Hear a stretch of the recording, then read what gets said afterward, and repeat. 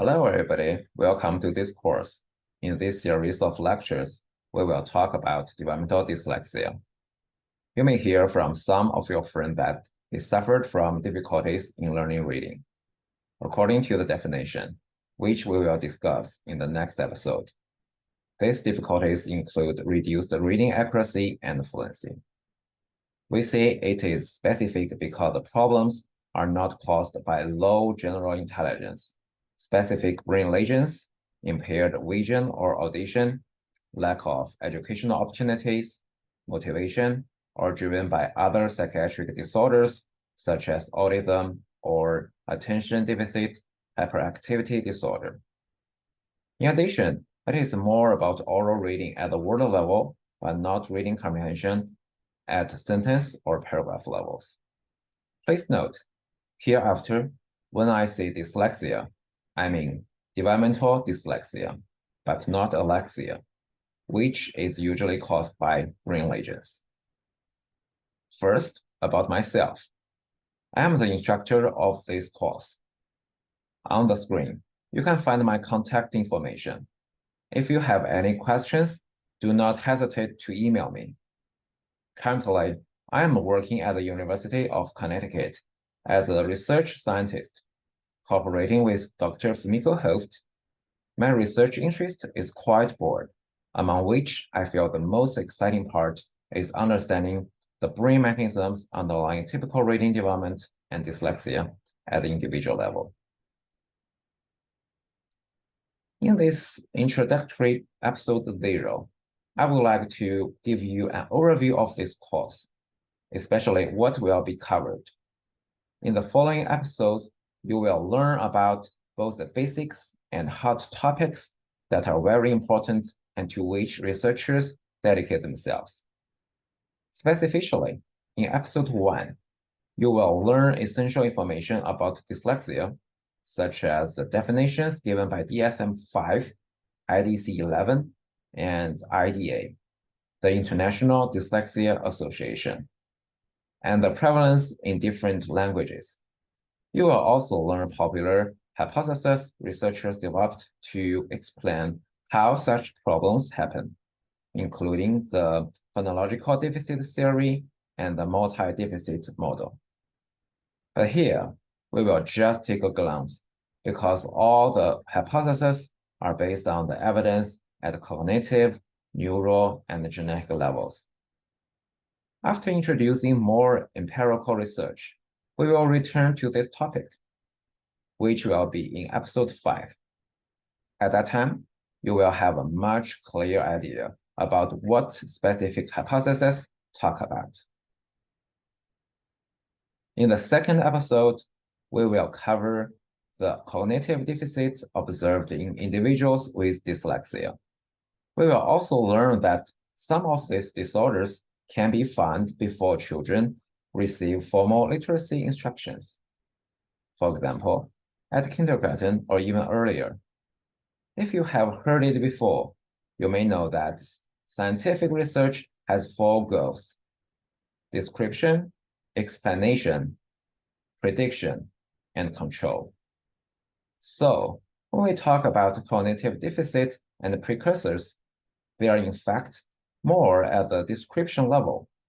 In other words, these studies aim to describe what is going wrong in affected individuals. Sometimes, scientists may also go to the explanation level to develop a theory. However, since reading is very complex, uncovering the underlying mechanisms is also challenging. Fortunately, scientists started using neuroimaging techniques, including EEG, MEG, and MRI. Since then, we have been able to talk more about the mechanisms at the brain level. Thus, in episode 3, we will go one step further to discuss evidence revealed by neuroimaging research. The 2 most used tools will be introduced. One is ERP, which has advanced temporal resolution. The other is MRI, which provides advanced spatial resolution. In this episode, we will first learn about several brain networks for reading processing, then the functional and structural features accompanying reading development, and finally, their impairments in dyslexia.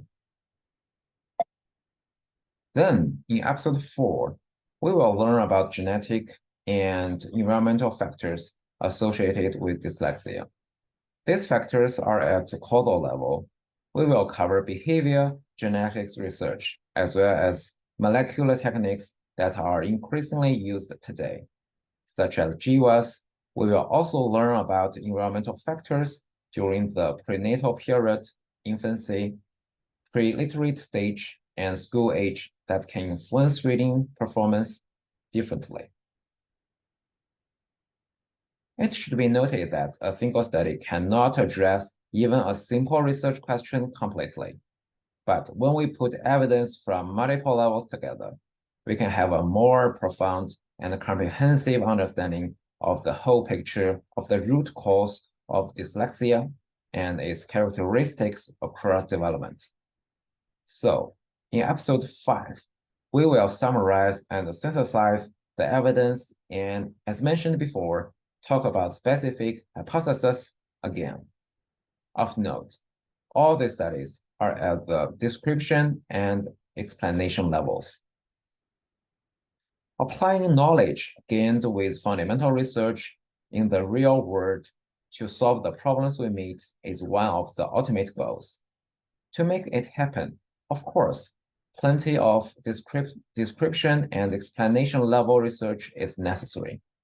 On the other hand, once we have enough knowledge, we could and should try to use them in terms of reading and dyslexia to promote children's reading performance. Thus, in episode 6, we will discuss an emerging trend in this field, that is, early identification of children at risk for dyslexia.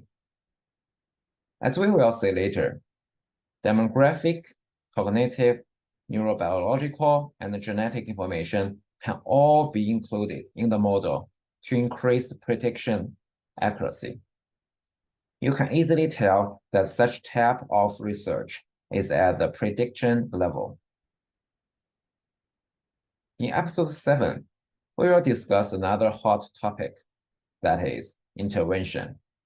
At the control level, in fact, researchers and educators have been working together for a long time to find optimal ways to improve reading performance in affected children and adults.